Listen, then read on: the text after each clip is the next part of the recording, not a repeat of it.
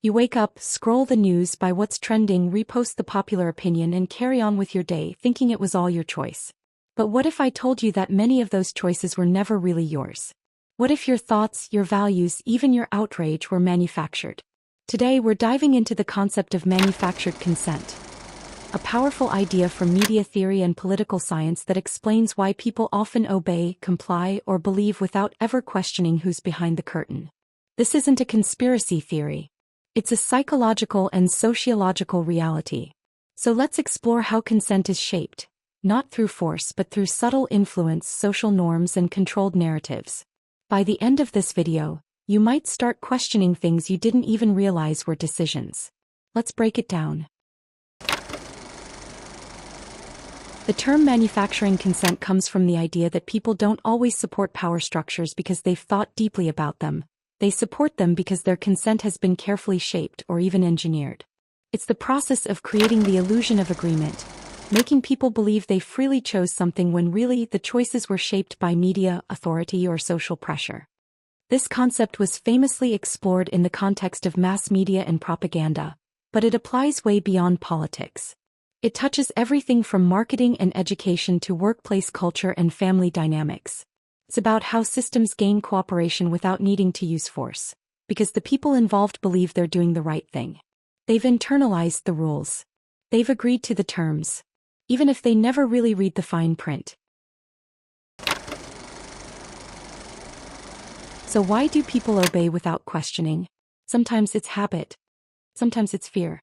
But more often than not, it's because obedience has been normalized to the point where questioning it feels unnecessary, or even dangerous. Think about how most people follow rules at school or work, not because they've thought deeply about their purpose, but because that's just how things are. We obey traffic laws, corporate policies, and cultural expectations not because we've individually approved them, but because we've been taught they're the default. The power of manufactured consent lies in making the rule invisible. When a rule becomes naturalized, seen as common sense, people don't resist it. They don't even see it as a rule.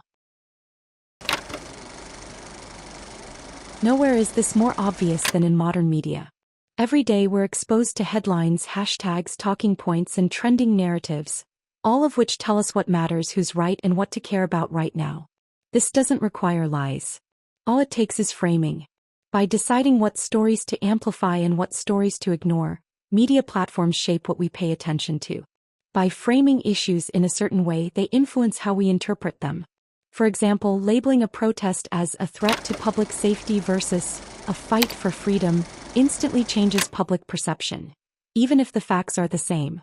When this happens across all major platforms, a single dominant narrative emerges, and alternative viewpoints are drowned out. People consent not because they agree with every detail, but because that narrative becomes the only one they see. Another layer to this is our deep-rooted relationship with authority. From childhood, we're conditioned to follow figures of power: parents, teachers, bosses, experts, leaders. And that's not always a bad thing. Obedience helps societies function. But the problem arises when obedience becomes automatic. We trust the person in the lab coat. We believe the CEO knows best. We assume the government, the doctor, the news anchor must be right, because they're in charge. Psychologists have shown that people will often follow authority even when it conflicts with their own values, simply because the structure encourages deference. And once obedience becomes part of your identity, I'm a good student, I'm a team player, I trust the science, disobeying feels like self-betrayal. That's not critical thinking. That's internalized consent. There's also a powerful psychological bias called social proof. We tend to look to others, especially in uncertain situations, to decide how we should think, feel, or act. If everyone around you agrees with something, you're more likely to agree too, even if you're not sure why. Social media amplifies this effect tenfold. Likes, comments, retweets, and shares all send the message: this is what everyone else is thinking. It creates echo chambers where dissent feels risky and conformity feels smart. Over time, we don't just go along with the crowd. We believe what the crowd believes. And when millions of people do that at once, you get mass consent, without force, without debate, and without pause. One of the most powerful forms of manufactured consent is around morality. When people believe that something is not just normal but morally correct, it becomes nearly impossible to question. If the system tells you that following the rules makes you a good person, or that questioning the system makes you dangerous, ungrateful, or selfish, then dissent becomes taboo. This is how empires, institutions, and ideologies sustain themselves. They tie obedience to virtue. You're not just complying, you're doing the right thing. That's a powerful weapon, because people will fight harder to protect their sense of goodness than almost anything else. Eventually, people don't even need to be controlled. They start controlling themselves. This is called self-censorship, and it's one of the final stages of manufactured consent. You think twice before expressing an unpopular opinion. You avoid asking tough questions. You stay silent in meetings. Not because someone threatened you, but because you've internalized what's appropriate. You become your own filter, your own censor, your own enforcer. This kind of self-policing is incredibly efficient. It keeps people in line not through punishment but through social conditioning. The most obedient systems don't rely on control from the top down. They rely on control from the inside out. Let's ask a tough question. Who wins when we obey without question?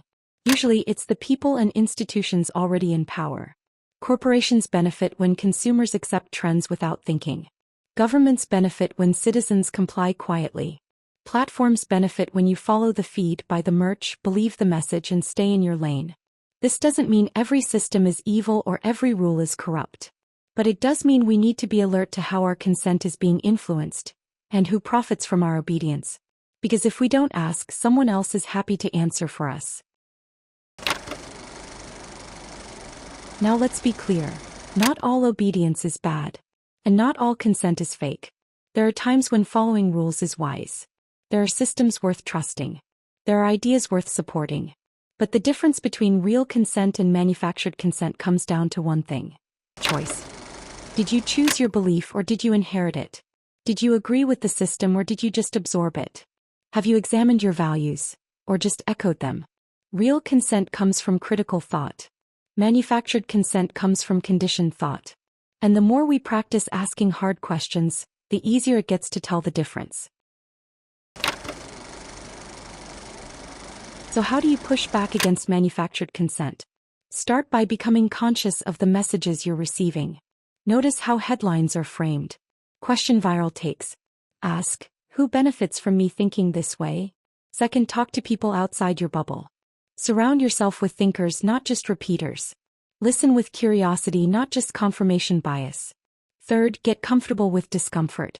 Questioning the status quo often feels awkward, lonely, even scary. But that discomfort is a sign of growth. And finally, trust your own reasoning. You don't need to be an expert to think critically.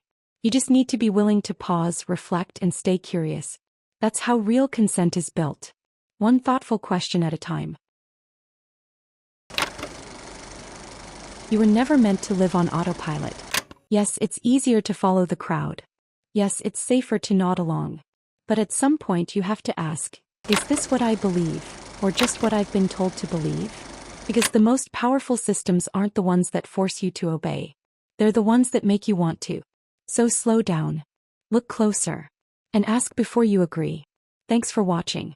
If this video gave you something to think about, hit that like button, share it with a friend who questions everything, and subscribe for more content that challenges how we see the world and ourselves.